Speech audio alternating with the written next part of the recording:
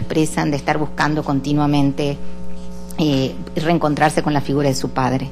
Eso es todo lo que le pedimos en nombre de nuestras víctimas a la Corte, y creemos que realmente este caso tiene un abanico de oportunidades para hacer una mirada sobre República Dominicana y las víctimas de este caso concreto. Muchas gracias.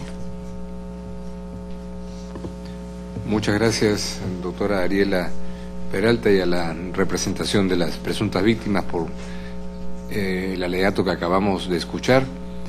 Y le doy la palabra a continuación a la representación del Estado. Le pregunto al embajador Héctor Juan Cerón, a quien damos la bienvenida en la mesa, que se sirva a indicar quién o quiénes harían la presentación en representación del Estado. Tiene la palabra. Buenos días, honorable magistrado. La representación del Estado, en primer orden, estará comentando la doctora Danisa Cruz. En segundo lugar, el magistrado Fran Soto, y en tercer lugar, el doctor José Casado Liberado. Luego volverá el doctor Fran Soto. Gracias. Muchas gracias. Puede proceder, doctora Danisa Cruz. Honorables jueces de la Corte Interamericana de los Derechos Humanos, ilustres delegados de la Comisión Interamericana de Derechos Humanos y distinguidos representantes de las presuntas víctimas, distinguida señora Luz Altagracia Ramírez y familiares. El Estado Dominicano procede a continuación a presentar sus alegatos finales orales relativos al caso número 11.324, Narciso González Medina y otros, versus República Dominicana, por medio de los cuales persigue que el tribunal declare que la República Dominicana no ha incurrido en responsabilidad internacional por la presunta desaparición forzada del señor González Medina, y por ende que los alegatos acojan los alegatos incidentales siguientes. El Estado procura que el honorable tribunal acoja todas o varias de las siguientes excepciones preliminares. La presente demanda es inadmisible por falta de interposición al momento de la presentación de la petición y de agotamiento de los recursos internos previstos para la solución del caso Narcisazo por la legislación dominicana, y por ende el informe de admisibilidad número 496 no cumple con el procedimiento fijado por la Convención Americana de Derechos Humanos, por lo que es nulo. La presente demanda es inadmisible por la caducidad del informe del artículo 50 de la Convención Americana, según lo establece la combinación del artículo 50 de la Convención Americana de Derechos Humanos, el artículo 23 del Estatuto de la Comisión Interamericana y el artículo 40 del reglamento de este mismo órgano del Sistema Interamericano, ya que lo que procede es emitir el informe número 2 previsto en la parte infine del artículo 51.1 del Pacto de San José. La presente demanda es inadmisible por haber sido presentada extemporáneamente ante la Corte Interamericana en violación al plazo previsto en el artículo 51.1 de la Convención Americana, y por ende la demanda caducó. La presente demanda es inadmisible parcialmente en aplicación del principio de la cuarta instancia, ya que la Corte carece de potestad convencional para actuar como tribunal de alzada respecto al proceso judicial relativo a la querella con constitución en parte civil interpuesta por los familiares de la presunta víctima. La Corte Interamericana no es competente ratione tempori para conocer de las supuestas violaciones al reconocimiento de la personalidad jurídica, a la vida, a la integridad personal, a la libertad personal, a la libertad de expresión, ni a las garantías judiciales doctora y protección. Cruz, una cuestión de procedimiento, si podemos ir un poquito más lento para la interpretación simultánea que se la están traduciendo a la jueza al japonés a esta velocidad. Perfecto. Y protección judicial, establecidos en los artículos 3, 4, 5, 7, 13, 8 y 25 del Pacto de San José, en relación con las obligaciones consagradas en los artículos 1.1 y 2 del mismo instrumento, ni de la alegada conculcación de las garantías previstas en los artículos 1, 6 y 8 de la Convención Interamericana para prevenir y sancionar la tortura. En cuanto a los alegatos al fondo, en el escenario hipotético e improbable que la Honorable Corte Interamericana no acoja ninguna de las excepciones preliminares antes desarrolladas, el Estado solicita que el Tribunal declare que la República Dominicana no ha incurrido en responsabilidad internacional por la presunta desaparición forzada del señor González Medina, y por ende que el Estado Dominicano no ha violado los derechos al reconocimiento de la personalidad jurídica, a la vida, a la integridad personal, a la libertad personal, personal, a la libertad de expresión, a las garantías judiciales y a la protección judicial establecido en los artículos 3, 4, 5, 7, 13, 8 y 25 de la Convención Americana sobre Derechos Humanos, en relación con las obligaciones consagradas en los artículos 1.1 y 2 del mismo instrumento, y que no cometió tortura, conculcando los artículos 1, 6 y 8 de la Convención Interamericana para prevenir y sancionar la tortura en contra del señor Narciso González y Medina. El Estado Dominicano no ha violado los derechos a la integridad personal, acceso a la información, a la familia y del niño, en el caso que corresponde, garantías judiciales y protección judicial establecido en los artículos 5, 13, 17, 19, 8 y 25 del Pacto de San José, en relación con las obligaciones consagradas en los artículos 1.1 y 2 del mismo instrumento, y en combinación con los artículos 1, 6 y 8 de la Convención contra la Tortura contra los señores Luz Altagracia Ramírez, alias Tati, y Ernesto, Rina, Yocasta, Jenny Rosana y Amaury, todos con los apellidos González Ramírez.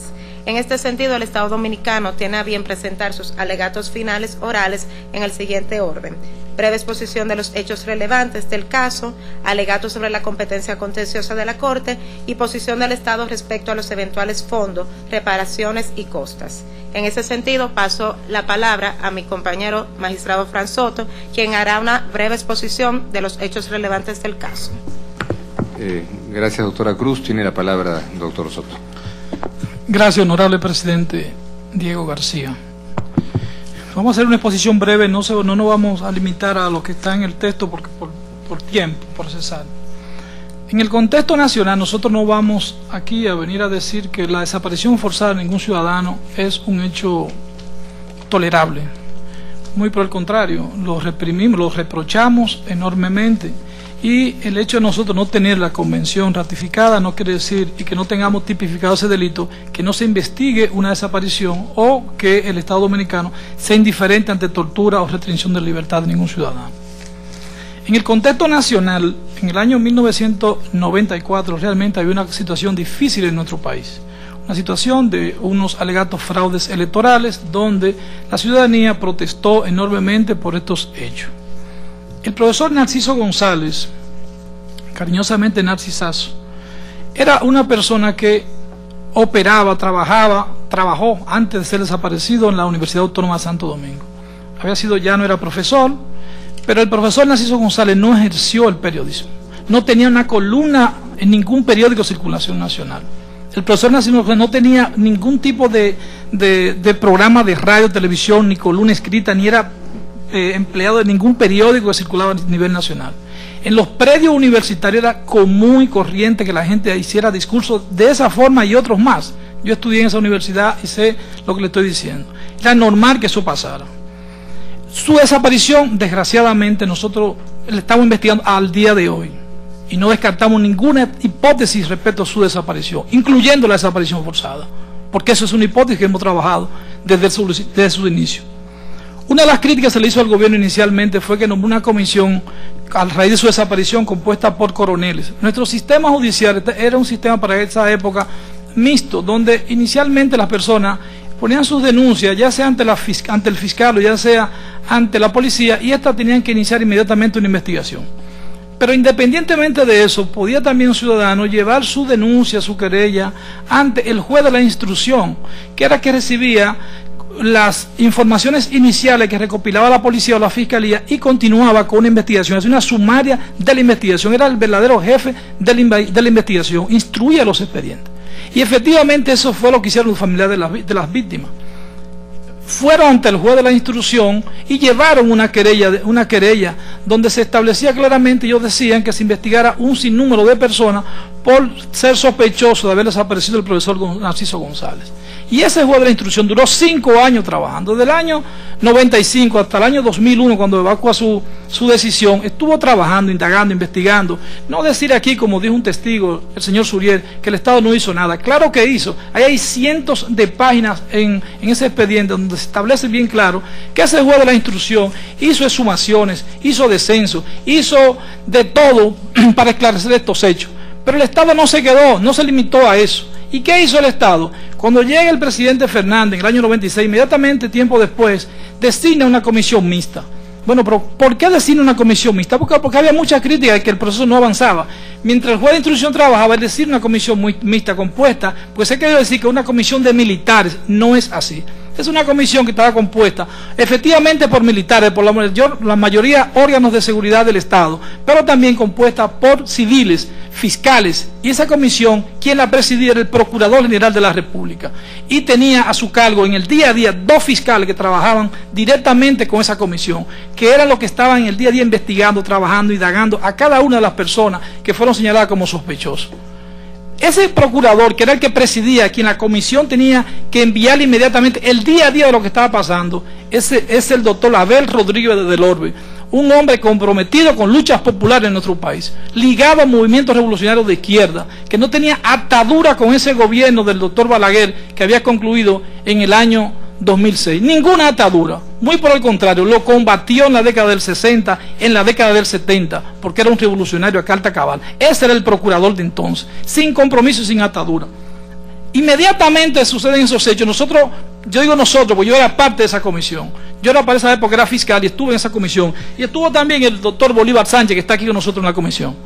Bolívar Sánchez fue víctima de esos 12 años de Balaguer, desde el año 66 hasta el año 78. Fue torturado, vio morir amigos de él en la cárcel, fue llevado a la cárcel, ese que está ahí. Y no es verdad que tenía compromiso con ese pasado, ni con generales, ni con civiles. Muy por el contrario, estaba deseoso de llevarse la gloria de esclarecer el caso de Narciso González. Y está deseoso de esclarecerlo, porque el caso para nosotros no ha cerrado. Le comentaba a los honorables miembros de la Comisión Interamericana que nosotros seguiremos trabajando, independientemente de lo que haga esta Corte, para esclarecer este hecho.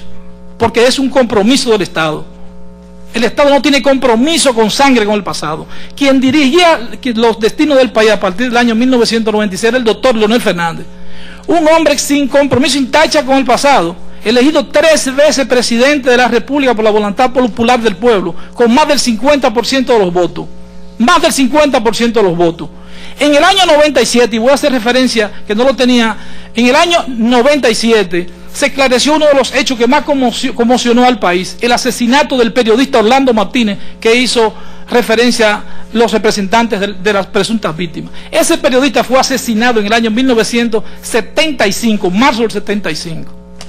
Y 22 años después, cuando llega el presidente Fernández, se inician los procesos de investigación y concluir con ese proceso que estaba apañado, que no se sabía todavía lo que había pasado. Y se logró determinar quiénes fueron los autores, se arrestaron, se llevaron a los tribunales y fueron condenados al máximo de la pena de su gran mayoría, a 30 años, es lo que prevé el sistema de ordenamiento jurídico nacional. 30 años, recientemente murió uno de ellos, donde nosotros, Bolívar y quien le habla, que en ese caso de Orlando Martínez tuvimos que hacer grandes esfuerzos, vigilancia, porque uno de los autores vivía en Estados Unidos y tuvimos que hacer vigilancia con agencias federales que le dieron toda la cooperación. Nosotros no teníamos compromiso con ese pasado de horror que realmente se vivió, porque tenemos que admitir que realmente se vivió. Pero el profesor Narciso González, en el momento de su aparición, no había en ningún estamento del Estado una denuncia, una querella que estableciera que él había sido amenazado, que él estaba dando seguimiento. Buscamos en todos los recintos policiales para ver si había puesto alguna denuncia, ya sea él o sus familiares, con anterioridad a su desaparición, y no hay una denuncia. No hay una denuncia hasta el momento. Entonces, no tenemos compromiso con el pasado, con el profesor Narciso González. Con relación a las personas que de una forma u otra dijeron que vieron, escucharon, ha pasado con eso lo mismo que dijo la distinguida señora Altagracia Ramírez. Nos llenaron de pasquines, no solo a ellos, su familia, sino a todos nosotros, como ya lo dijo ayer, a la comisión, a la fiscalía, a la policía, llegaban pasquines, llegaba información de toda índole y todas se investigaron, lo dijo el juez instructor, indagó todo lo que fue llegando. Pero ¿qué pasaba al final? Eran rumores. Voy a referirme a un caso específico, porque lo recuerdo que lo interrogué y fuimos a un descenso. El señor Dionisio Marte, ¿quién era ese señor? Era un sargento que trabajaba en la Secretaría de la Fuerza Armada al momento de desaparecer Narciso González, que dijo que él fue el que recogió a Narciso González, que vio que fue una unidad. Dijo, muy bien, tenemos el caso resuelto. Con mucha emoción la comisión dice, muy bien, lo montamos. ¿Dónde usted recogió al profesor Narciso González? Fuimos al lugar, a una casa cerca del Palacio Nacional. ¿A quién se recogió? Efectivamente a un ex general del ejército, muy parecido a Narciso. Y aquí fue lo recogí. Entonces se nos cayeron los ánimos, porque vimos que realmente la persona que él recogió no fue Narciso. Y ese señor Dionisio Marte, nosotros lo interrogamos y después de mucho fue que